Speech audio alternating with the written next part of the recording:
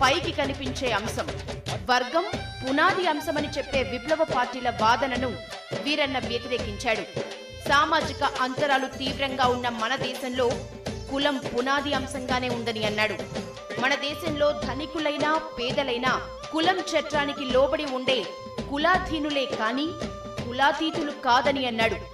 ప్రపంచంలో ఎక్కడా లేకుండా మన దగ్గర మాత్రమే ఉన్న కుల వ్యవస్థే వర్గాన్ని నియంత్రించడంతో పాటు శ్రమను, శ్రామికులను విభజిస్తోందని వీరన్న భావించాడు.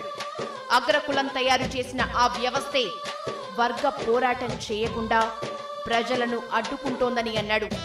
దేశ ప్రజలు ఏకం కాకుండా అడ్డుకుంటున్న కుల వ్యవస్థను, ఆధిపత్య కుల భావజాలాన్ని అంతం చేయాలని అన్నాడు.